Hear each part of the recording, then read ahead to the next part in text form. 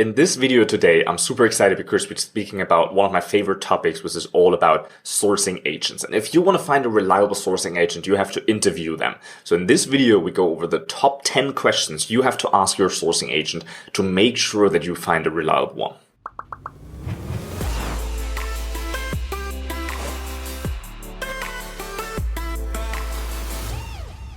Since 2013 now, I'm living in Shenzhen, China, and in that time we sourced more than 1,000 products. And all of that would have never ever been possible without the help of sourcing agents. Like if you're sourcing yourself, you're going through this whole hassle and this whole work, filtering suppliers, getting drip fed with answers from suppliers, going back and forth, trying to get your logo right, trying to get your, get your samples the way you want them and all of that stuff. And if you have a reliable sourcing agent, the whole thing is so much easier. Actually, there's another video where I explain how using a sourcing agent actually saved me from bankruptcy and how I overcome failing my Amazon FBA business just because of using the right sourcing agent. In that video, I also go over kind of how much money they can actually save you and all of that stuff. So make sure to check out that video as well. We also link that up in the description below. So over the years, I've kind of tweaked and refined the process of how to, find a reliable sourcing agent, because I've worked with more than 100 agents and lots of them weren't that good really. And I found out that it really depends on the interview process, the process of finding the right sourcing agent and how you go about it to make sure you find the agent that's actually reliable and that you can work with. So let's jump into it and go over the 10 questions you have to ask to find a reliable sourcing agent. So in the very beginning, to approach agents, the very best platforms where I can find good agents is Upwork.com.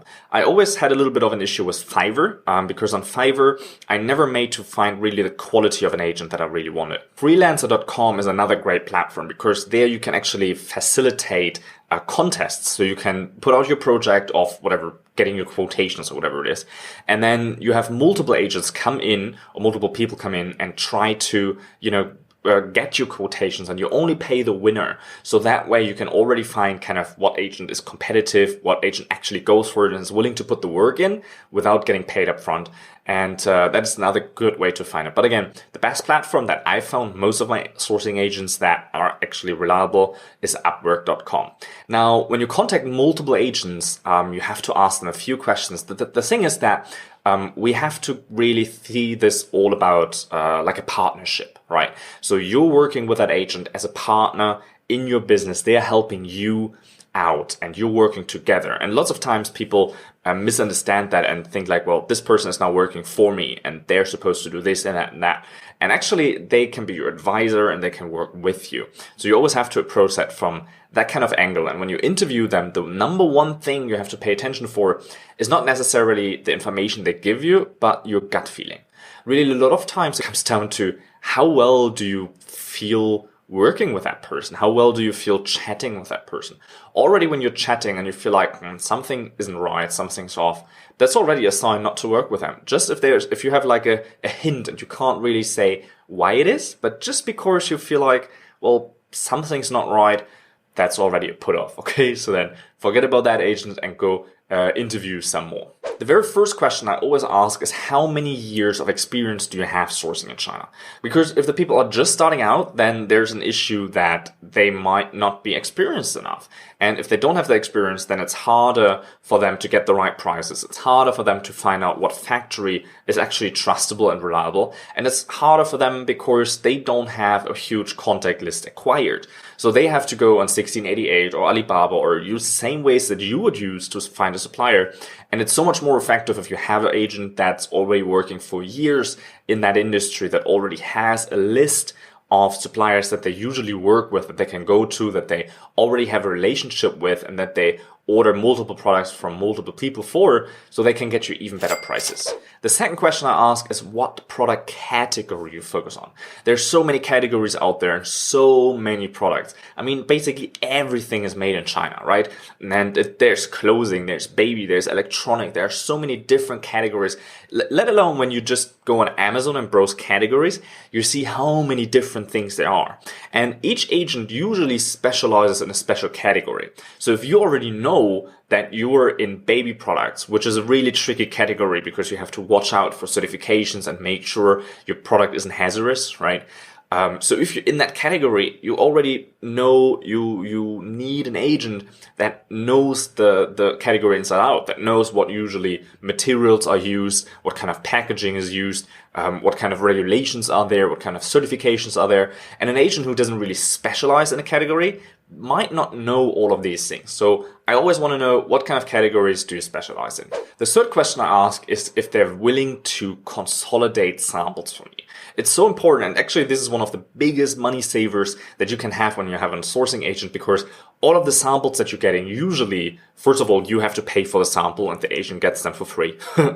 And the second thing is that the shipping costs of the samples are really, really expensive. So if you get 10 or 20 samples from different factories, you have to pay 10 or 20 times the shipping cost for all of those samples, and that gets really expensive. So I want to know if the sample is, I want to know if the agent is willing to receive the samples on my behalf, check all the samples and basically look at, well, is the quality the way I wanted it? If I ordered a red sample and I got a pink one, that's not really it. So already filter out some of the samples, and then the samples that are good, consolidate them in one package, in one bundle, and send them to me as one thing. That saves so much shipping costs. So I always want to know if the agent is actually able to do that for me. Then to further build kind of rapport with them and just build a relationship, I always ask them, what's their sourcing process? So what are the actual steps they take? And if they tell you, well, first I go on Alibaba and then I contact the first 5 I see, you might consider not choosing that agent, right? Sometimes they're honest. Sometimes you can just get them to talk a little bit more about themselves and about their work if you dig a little bit deeper. So I like to ask, just generally, what's your sourcing approach? What are the steps that you're taking?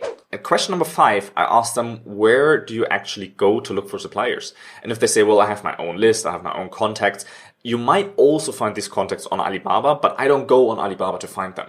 That's the perfect answer. Okay. If they say, well, we're looking at local platforms, we're looking at 1688, we're looking here or there, it might still be okay, because usually what the sourcing agents do that are really good, they don't go on Alibaba. So that's really a filter that you can have on if that agent is possibly a good one or if it isn't. One of the most tricky situations is finding out if you're actually going for the source supplier or if you're dealing with a trading agency. So in the 6th question, I always ask them, how do you make sure that the supplier you're talking to is actually the manufacturer and is not a trading agency? How do you go about that? And the agents, usually what they do is that they call up the factory, that they ask them different questions, and they run a little bit of a background check. And if your agent said, well, I don't know, like I just go on Alibaba and it doesn't really matter who it is, well, that agent is also out.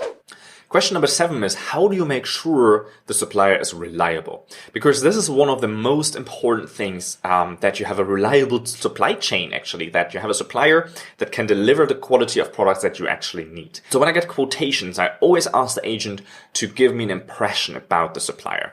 And here I ask the question already, if they know, how do they know if the supplier is reliable? Because I want to be trusting their feedback. So if they come back to me and they say, well, here are 5 quotations, I feel the best about supplier number A or number C or number D or whatever it is, then I want to be trusting their judgment, because obviously they are the expert, right? But I need them to be able to do that. And that's why I asked them the question, how do you know if the supplier is reliable? Number 8, and that's if you're an Amazon seller. And it's really important that you ask your agent if they have sourced for Amazon sellers before. Because if they haven't done that, then they are not aware of all the regulations. They're not aware of what kind of stickers go where. They're not aware of the barcodes that have to be printed. Where do they have to be put? They're not aware that you can't shrink wrap those. That Amazon has very specific rules, especially when it comes to labeling the products. And if you label them wrong, well, Amazon just ships them back and on your expense. So that can get quite expensive. If you're an Amazon seller, make sure that your agent has worked with Amazon sellers before, because then they also know a little bit what it's about. If you're just importing products and selling them to distributors, you might not need kind of a logo and different packaging and product changes. But if you're selling on Amazon, most likely you do. So if the agent has worked with Amazon sellers before, Perfect. If not, you might consider someone else. You also have to know how much they charge you. One of the last questions I asked them, how much do you actually charge? Like, what's your percentage? And usually how agents charge their fee is based on a percentage on the whole order volume.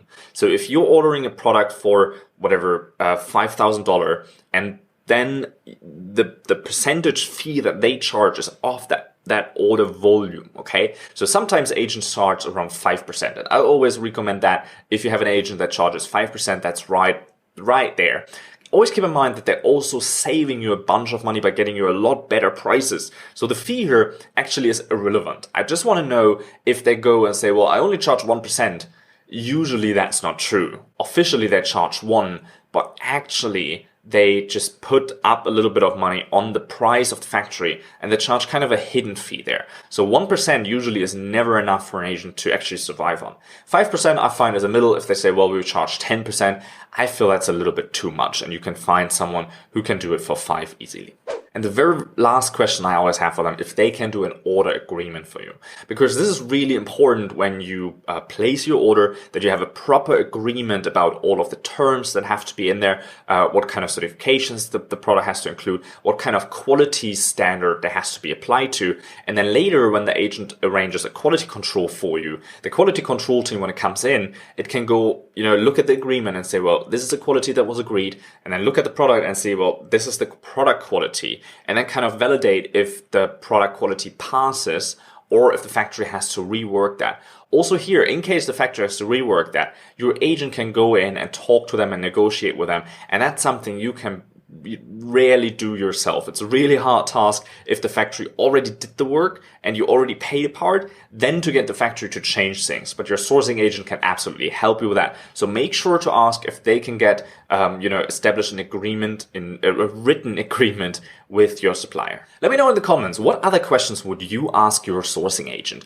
And if you want to find a sourcing agent and don't want to go through the hassle of interviewing them, make sure to check out the link below in the subscription to the free Easy Peasy Sourcing web class. Because in that web class, I share a way for you where we actually prepared a whole platform with sourcing agents that I personally work with for you. And you can get access to that platform for free if you join the Easy Peasy Sourcing online coaching program. So make sure you watch that free web class to learn all about it. And also the web class is going to teach you how to source your private label product in China without getting screwed by Alibaba suppliers. I'm going to show you some outtakes now and wish you a great day here at Easy Peasy Ecom. Expensive. So I want to know if the sample is, not if the sample. Then I asked him what you actually need. So in the very expensive. So make sure that your agent, if you're an Amazon seller,